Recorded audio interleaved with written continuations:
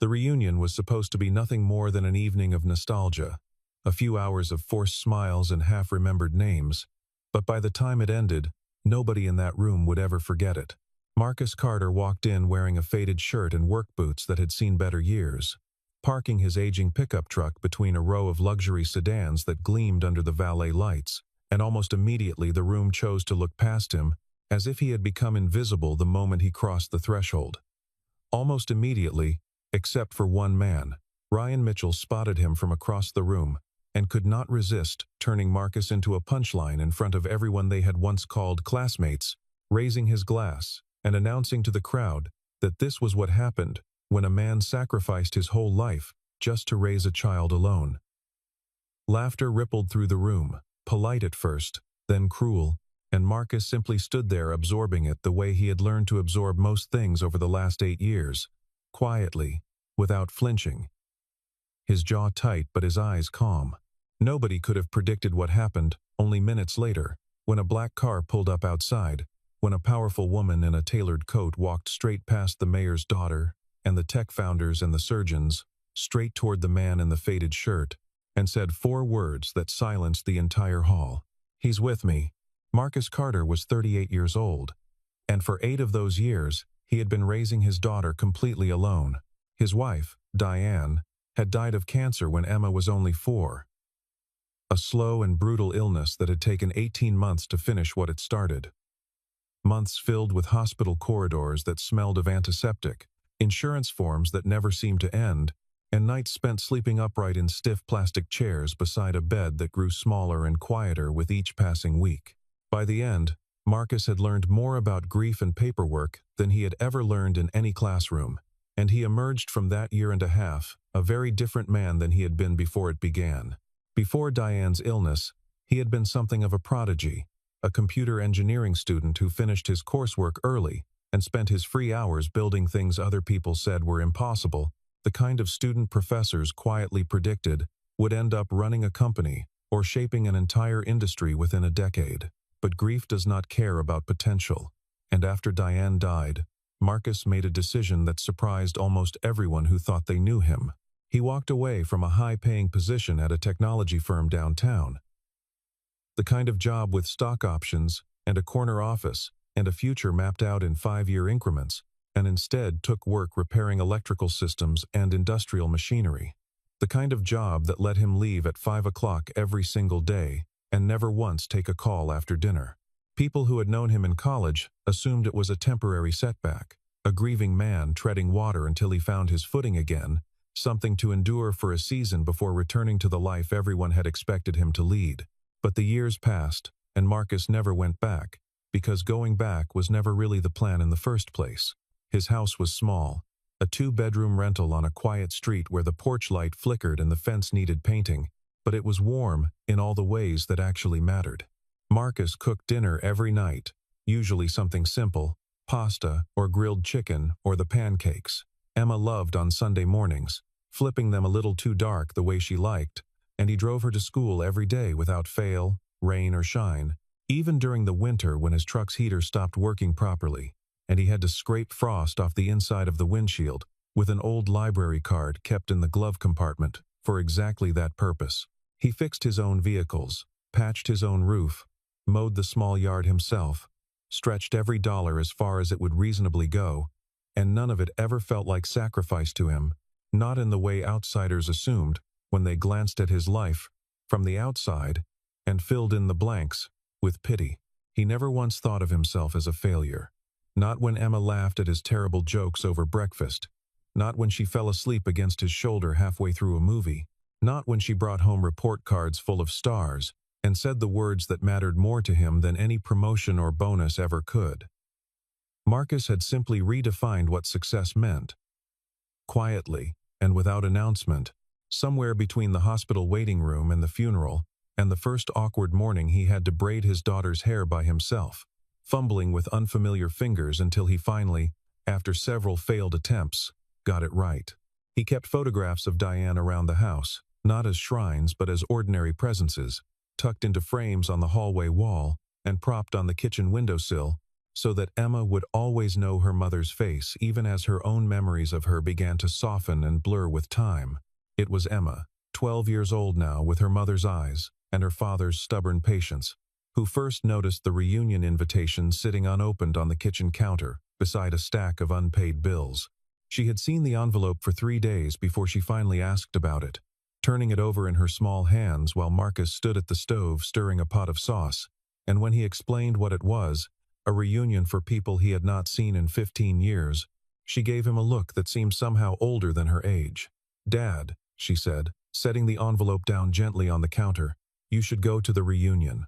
Marcus laughed it off at first, told her he had nothing to prove to anyone, that a room full of old classmates, comparing job titles, was not exactly his idea of a good evening, and that he would rather spend the night at home with her, watching whatever ridiculous show she had recently discovered.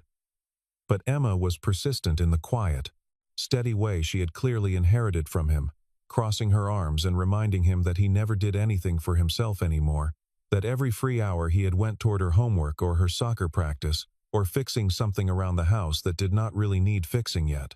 She reminded him, with the blunt honesty only a child seems capable of, that he deserved one night that was not about laundry or dishes or someone else's broken furnace, and something about hearing that reasoning delivered so plainly by a 12-year-old made Marcus pause with the wooden spoon still in his hand.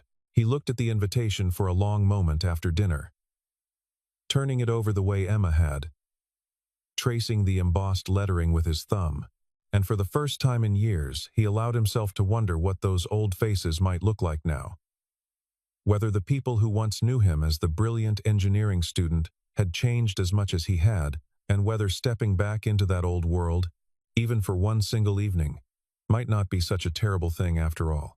Emma, watching him from the kitchen table, smiled the small, satisfied smile of a child who has just won an argument, and told the reunion was held at one of the most expensive restaurants in the city, the kind of place with white tablecloths, a wine list thicker than a phone book, and chandeliers throwing soft gold light across a room filled with people who had clearly done very well for themselves in the years since graduation. Lawyers in tailored suits stood near the bar comparing firm names and recent verdicts. Doctors discussed hospital politics over glasses of champagne. A handful of startup founders traded stories about funding rounds and acquisition offers with the practiced ease of men who had told the same stories many times before, and nearly every man in the room wore a suit that cost more than Marcus made in 2 full weeks of overtime work. Marcus arrived in a clean but clearly aging shirt, a watch that had belonged to his father, and the kind of quiet confidence that came from a man who was simply comfortable being exactly who he was, regardless of the room he happened to be standing in. He had driven his pickup truck, parked it awkwardly among a row of gleaming sedans and one bright red convertible that took up nearly 2 spaces, and walked in without any particular illusions about how the evening might unfold. It did not take long for Ryan Mitchell to notice him. Ryan had been the loudest presence in their graduating class 15 years earlier. The kind of person who thrived on being the center of attention, who measured every room by how much of it he could command, and who had built an entire personality out of subtly, and not so subtly ranking the people around him according to whatever metric currently flattered him most. He spotted Marcus near the entrance, and crossed the room with a wide grin, arms open in a gesture that looked friendly from a distance, but felt calculated up close, the kind of embrace performed for an audience, rather than offered sincerely. "Marcus," he called out, loud enough for half the room to hear. "Still alive, huh?" A few nearby classmates chuckled, uncertain whether it was meant as a joke or something sharper, exchanging quick glances the way people do when they sense an undertone they cannot quite name. Marcus simply offered a polite smile in return, the kind of smile a man wears when he has already decided a situation is not worth spending his energy on. Ryan clapped him on the shoulder a little too hard, the way men do when they want to establish dominance while pretending to be affectionate, and steered the conversation toward himself almost immediately, filling the air with details about his life before anyone had even asked him a single question. He talked about the promotion he had recently received, the new office with a view of the harbor, the assistant who managed his calendar, so he never had to remember anything himself, and Marcus listened patiently, nodding at the appropriate moments, offering nothing about his own life. because nobody had actually asked. As the evening wore on, Ryan grew louder and more insistent on making sure everyone within earshot understood exactly how well he had done for himself since graduation. He talked about the estate he had recently purchased in the hills overlooking the city, the Italian sports car he had shipped in from overseas at considerable expense, the villa in the south of France where his family vacationed every summer for at least 3 weeks, the limited edition watch on his wrist that cost more than most people in that room earned in an entire year. Heads nodded along, some genuinely impressed, others simply exhausted by the performance but too polite to say so. And eventually, Ryan's attention circled back to Marcus, who had been standing quietly near the edge of the group with a glass of water he had barely touched. "So, what do you do these days?" Ryan asked, his tone dripping with a curiosity that was not really curiosity at all, more like the opening move in a game he had already decided he was going to win. Marcus answered simply and honestly, without hesitation or embarrassment. "I'm a maintenance technician," he said. No embellishment, no apology in his voice, no attempt to dress the words up into something they were not. Ryan laughed, a sharp bark that carried across the room, and drew a few curious glances from nearby tables. "Our resident genius," he announced to anyone within earshot, tilting his glass in Marcus's direction, "fixing electrical outlets for a living." A ripple of laughter followed, some of it genuine, some of it the nervous kind people offer when they sense cruelty but are not sure how to respond to it without drawing attention to themselves. Ryan pressed further, unable to resist twisting the knife a little deeper, now that he had an audience fully invested in his performance, remarking that raising a child alone had clearly cost Marcus everything he once had going for him, that some men simply let life happen to them, instead of building something for themselves, the way real men were supposed to. The room grew quieter. An uncomfortable hush settling over nearby tables as people exchanged glances. Unsure whether to laugh along or look away, unsure which reaction would make them look worse in hindsight, Marcus said nothing in his own defense. He simply stood there, steady and unbothered on the surface, absorbing the words the way he had absorbed so much else over the years, and something in his calm began to shift the mood of the room, because the people watching were no longer laughing at him. They were starting to feel sorry for him instead. And a few, particularly the women near the bar who had been watching the exchange in silence, were beginning to feel something closer to disgust toward the man doing the mocking. One classmate, a soft-spoken pediatrician named Rachel, who had barely spoken to either man since graduation, quietly excused herself from the group entirely, unwilling to stand near Ryan a moment longer. Ryan himself had never known a life like the one Marcus quietly lived. He had grown up in a household where success was measured loudly, where dinner conversations circled endlessly around promotions and property values, where his own father had rarely attended a single school event, but never once missed an opportunity to remind Ryan how much his tuition cost.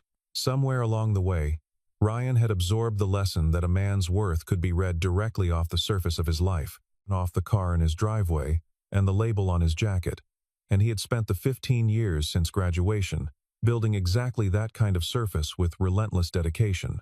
He had never learned, because nobody around him had ever bothered to teach him, that some of the most consequential men in any room are the ones who choose not to announce themselves at all, and that lesson was about to arrive for him far more forcefully than he could have anticipated on an ordinary Friday evening.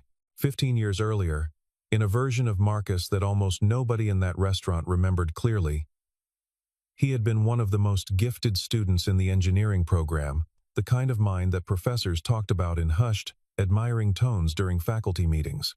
He had led research teams before he was old enough to legally rent a car, built early prototypes for artificial intelligence systems that made his instructors sit up and take notice, and by his final year he had already assembled a small group of students who treated him less like a peer and more like a mentor, gathering around his desk in the computer lab long after official hours had ended.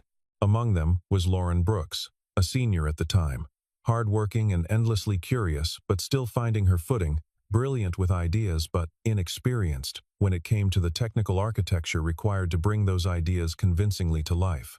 Marcus spent countless late nights helping her rebuild the backbone of what would become her very first startup, patiently walking her through problems she could not yet solve alone, staying long after everyone else had gone home because he believed, quietly and without ever saying so out loud, that what she was building actually mattered.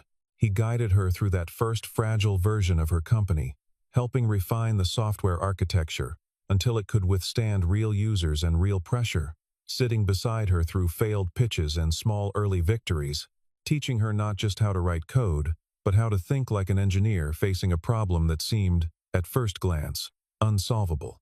He taught her to break large, impossible questions into smaller, manageable ones, to test her assumptions before trusting them, to build systems that could survive failure instead of merely avoiding it. When Lauren finally secured her first major round of funding, the moment that would eventually launch her entire career, Marcus was there in the room, watching from the back with quiet pride, clapping along with everyone else, even though almost nobody there knew how much of the underlying work had been his. It was around that same time that he made the decision to step away. His reasons had nothing to do with the company itself or with Lauren's potential, which he genuinely believed in without reservation. His reasons were entirely personal, rooted in a growing awareness that his family needed him more than any startup ever could, especially as Diane's health had already begun showing the first faint warning signs that neither of them yet understood. Lauren, confused and a little hurt by his sudden decision, asked him directly one evening in the cramped garage that served as their office why he would not stay and help her build the company alongside her. Why he would walk away from something they had built together with his own hands. Marcus only smiled, the same quiet smile he still wore 15 years later, and told her that his family needed him more. He never explained further, never made a show of the sacrifice, never asked her to feel guilty or grateful, and not long after that conversation, he disappeared from that world entirely, trading circuit boards and pitch decks for the quieter, steadier rhythm of a life built around someone else's future instead of his own. Back in the present, standing in that overcrowded restaurant while Ryan continued his performance for the crowd, Marcus felt his phone buzz gently in his pocket. He glanced down and saw a message from Emma, simple and unadorned, the kind of message only a child could send, without knowing how much it would mean to the person receiving it. "Dad, have fun," it read, followed by a small drawing of a smiling sun she must have added just for him before bed. Marcus felt something loosen in his chest as he read it. A small smile crossing his face that had nothing whatsoever to do with anyone else in the room, and for a moment the noise around him faded into the background entirely, replaced by the quiet certainty that whatever happened in this room tonight, his real life was waiting for him at home, warm and unbothered by any of it. Ryan, still riding the momentum of his earlier jokes, kept circling back to Marcus throughout the evening, convinced in some smug corner of his mind that he had correctly identified a man who had simply failed to live up to his own potential, a cautionary tale wrapped in a faded shirt and worn-out boots. A story he could tell at future gatherings about the brilliant student who threw it all away. He gestured toward Marcus while telling a story to a group near the dessert table, using him as an example of wasted talent, and did not notice the way several people in that group had grown visibly uncomfortable with the direction the conversation kept taking. It was then, just as Ryan was reaching for another glass of wine, that the doors at the far end of the restaurant swung open, and a line of black vehicles pulled to a smooth stop just outside, visible through the tall windows that lined the entrance. A driver stepped out first, moving quickly to open the rear door with practiced efficiency. And the entire room, almost as one organism, turned to see who was arriving. Conversations paused mid-sentence. Glasses stopped halfway to lips. Even Ryan, mid-joke, trailed off as his eyes followed everyone else's toward the entrance, where a woman stepped out of the car, with the kind of presence that immediately reorganized the energy of an entire room, without her saying a single word. Nobody in that restaurant yet understood why she had come, or who among them she might possibly be looking for, but every single person sensed, almost instinctively, that whatever was about to happen was going to matter far more than anything that had happened all evening. The woman walking through the entrance was Lauren Brooks, though very few people in that room recognized her immediately, because the Lauren they remembered from college bore little resemblance to the composed, formidable figure now crossing the marble floor with unhurried, deliberate steps. She was the founder and chief executive of Brooks Technologies, a name that had appeared in business headlines more times in the last 5 years than almost any other in the region, a company that had grown from a fragile idea in a rented garage into an organization worth more than most people in that room could reasonably comprehend, employing thousands and shaping an entire corner of the industry. She wore a dark coat over a simple, elegant dress, no unnecessary jewelry, no need for any of it, because the way people instinctively straightened their posture and lowered their voices as she passed told its own story about the kind of quiet power she carried into any room she entered. Everyone assumed, quite reasonably given her reputation, that she had come to greet the reunion organizers, perhaps to make a brief donor appearance and depart, the kind of polite gesture powerful people sometimes made for institutions they had once belonged to.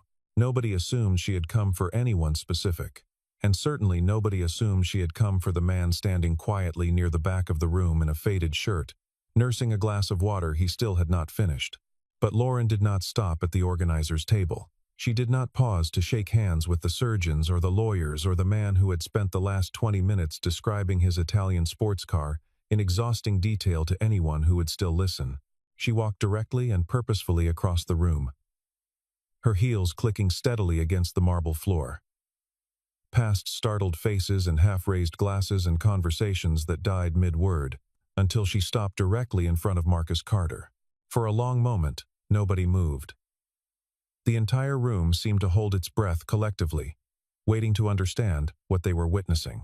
Then Lauren smiled. A warm and genuine smile that transformed her composed expression into something almost tender. Something that revealed, for just a second, the young woman she had once been in that cramped garage all those years ago, and she stepped forward and embraced him gently, the kind of embrace reserved for people who have shared something real and irreplaceable. She pulled back just slightly and turned toward the stunned crowd, and in a voice calm enough to somehow carry across the entire silent room, without her needing to raise it, she said the 4 words that would follow everyone there for years to come. "He's with me." The silence that followed was absolute. Ryan Mitchell, mid-sentence when the doors first opened, now stood frozen near the dessert table, his mouth slightly open, his earlier confidence draining visibly from his face, as he tried and failed to make sense of what he was witnessing unfold in front of him. Marcus, for his part, simply smiled at Lauren, the way an old friend smiles at another, warmth without pretense, and said only, "Hi, Lauren," as though this were the most natural greeting in the world, as though a room full of frozen millionaires and stunned executives were not currently watching their every move with open mouths. It was obvious to everyone watching that whatever connection existed between these two people was neither recent nor superficial.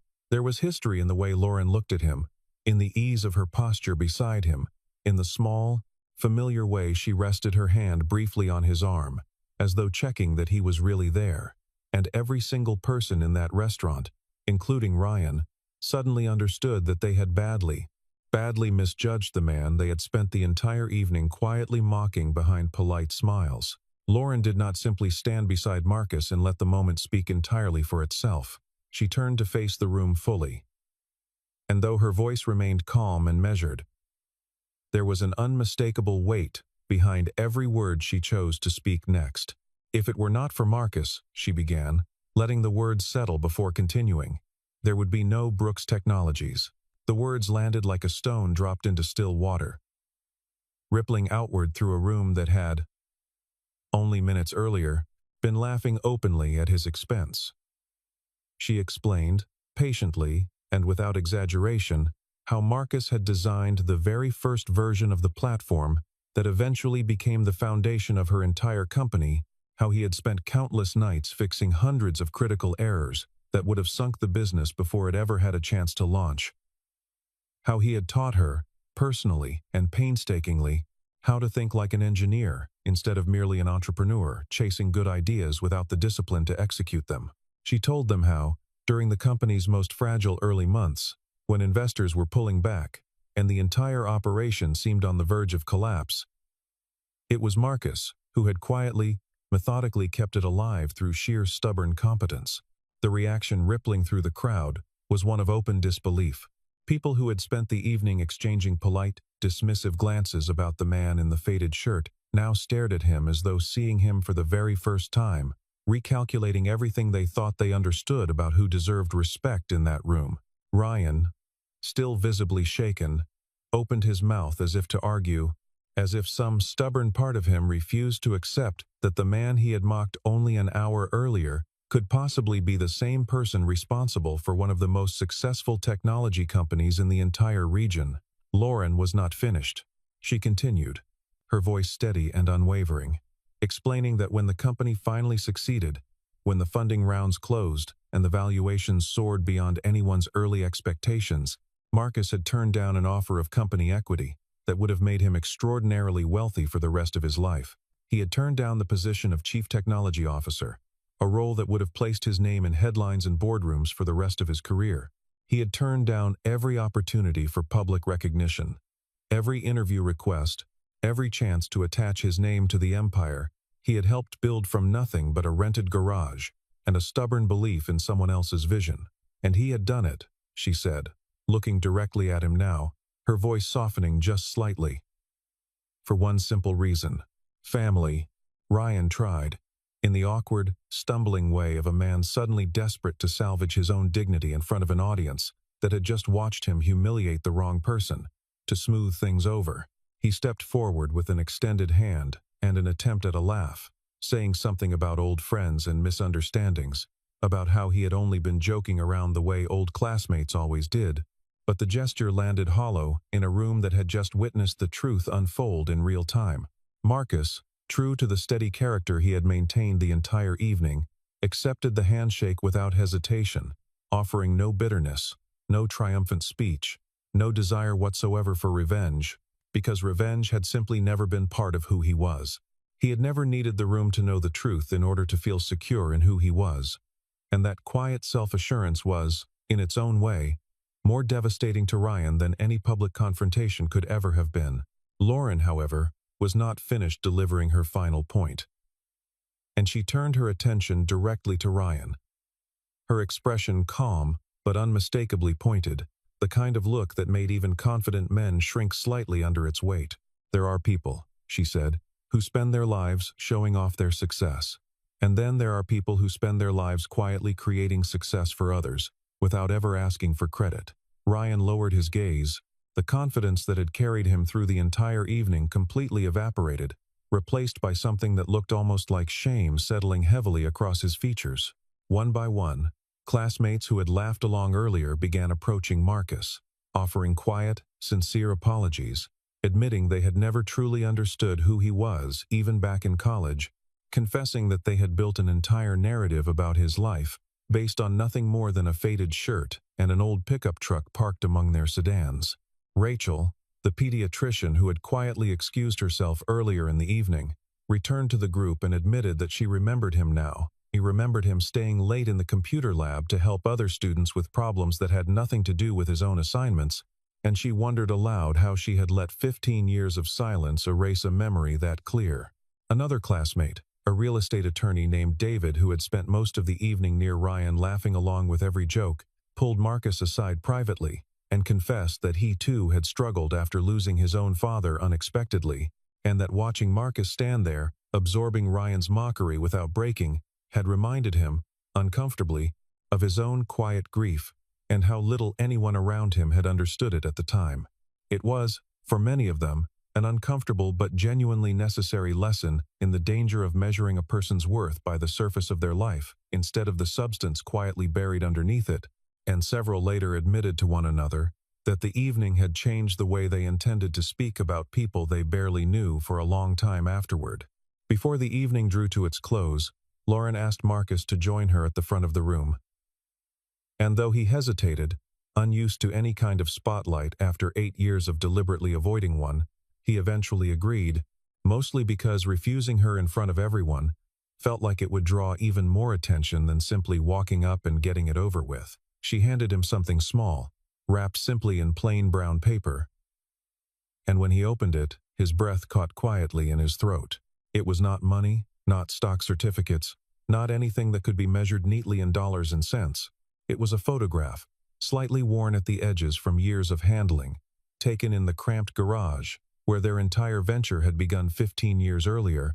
Two young people surrounded by tangled cables and second-hand monitors, both of them impossibly young and impossibly hopeful, in a way that neither of them could fully return to now. "My first real teacher," Lauren said simply, holding the photograph up so the room could see it clearly. Marcus felt his throat tighten, and for the first time all evening, the steady composure he had maintained gave way, just slightly, to something more visibly vulnerable beneath the surface. The room erupted in applause, warm and genuine this time, entirely unlike the laughter that had greeted him earlier that night, a sound that seemed to wash over him and settle something that had been unsettled for a very long time. Ryan stood near the back of the crowd, silent, watching, his hands loosely at his sides. And for the first time in longer than he could probably remember, he understood, truly understood, what it meant to build lasting value in someone else's life, instead of merely accumulating symbols of his own that would eventually mean nothing to anyone but him. By the time Marcus finally walked through his front door that night, the noise and spectacle of the restaurant already felt like a distant memory, fading at the edges. Emma came running the moment she heard the key turn in the lock, wrapping her arms around him before he had even fully stepped inside, asking a dozen questions at once about how the evening had gone, and whether he had eaten anything good, and whether he had danced with anyone. The last question delivered with an exaggerated, teasing grin that made him laugh despite himself. Marcus knelt down to her level and told her, simply, that he had run into an old friend today. Someone he had not seen in a very long time. He did not mention the company or the money or the stunned silence of an entire ballroom, because none of that felt as important to him as the fact that his daughter had waited up just to hear about his night, curled up on the couch in her pajamas with a book she had stopped reading an hour earlier. A few days later, Lauren came by the house herself, arriving in far more modest fashion than her earlier grand entrance, dressed casually in jeans and a simple sweater, carrying a small gift for Emma that she handed over with a warm, slightly nervous smile. She knelt down slightly to meet Emma's eyes and told her, gently, that she had borrowed her father for a very important project many years ago, long before Emma was even born, and that she wanted to properly thank her for sharing him, even retroactively, even after all this time had passed. Emma, delighted, and a little shy in the presence of the woman her father had described only briefly, thanked her politely before running off to admire her gift in the next room, leaving the two adults alone together in the small, warmly lit living room where Marcus had spent so many quiet evenings over the years. It was there that Lauren made her offer official, explaining that she wanted Marcus to return, not as an employee buried somewhere in an org chart he would never see, but as a strategic advisor, someone whose judgment and technical instincts she trusted more than almost anyone else currently working at her company. She made clear, leaning forward slightly as she spoke, that the terms were entirely his to shape, that she was not interested in taking anything away from the careful, deliberate life he had built for himself and his daughter over the last 8 years. Marcus considered it carefully, the way he considered most important decisions, turning the offer over in his mind the same patient way he once turned over broken circuit boards, and finally agreed, with one condition that mattered more to him than any salary or title or corner office ever could. Every single night, without exception, he needed to be home in time for dinner with his daughter. Lauren did not hesitate for even a moment before agreeing, something close to relief crossing her face, as though she had expected him to ask for far more, and was almost embarrassed by how little he wanted in return. "Deal," she said, extending her hand the same way she had years earlier in that cramped garage, and Marcus shook it firmly, sealing an arrangement that finally allowed both halves of his life, the brilliant past he had quietly walked away from, and the family he had never once regretted, choosing over it, to exist together at last, side by side, without one having to sacrifice the other. That evening, for the first time in longer than either of them could quite remember, 3 people sat together around the small kitchen table, sharing a simple meal beneath the soft light of the ceiling fixture. Marcus had rewired himself years earlier, during a slow Saturday afternoon. Emma talked animatedly about her day, about a science project involving a volcano that had nearly ruined the kitchen counter the week before, and Lauren listened with genuine warmth, laughing at the right moments, occasionally catching Marcus's eye across the table with a smile that held 15 years of quiet gratitude within it. Marcus, watching the two people who mattered most to him in that particular moment, felt something settle deeply inside him. A quiet, steady kind of peace that no reunion, no round of applause, and no amount of money could ever have provided him. In the weeks that followed, word of what happened at the reunion spread quietly through the circle of old classmates, retold at dinner tables and over phone calls, always circling back to the same detail that seemed to stick with people the longest: that Marcus Carter had never once raised his voice in his own defense, that he had let the truth arrive in its own time, rather than forcing it into the room himself. Some of them found themselves thinking about their own fathers, about the quiet sacrifices made in ordinary kitchens that never made it into any conversation about success, and a few admitted, privately and to no one but themselves, that they had spent years chasing exactly the kind of applause Ryan had built his entire identity around, without ever asking whether it was worth the cost. Ryan himself changed very little in any dramatic, visible way, because men who have spent 15 years building an identity out of appearances rarely unlearn the habit in a single evening, but those who knew him well enough to notice said he grew quieter at gatherings after that, a little less eager to fill every silence with a story about himself, a little more willing to actually listen when someone else was speaking. The richest man is never the one who accumulates the most money. He is the one who never loses sight of what truly matters most, even while the whole world around him is chasing something louder, something shinier, something far less lasting than a father who never once let go of his daughter's hand, and a friend who never forgot the debt owed to the quiet men who build empires and ask for nothing in return.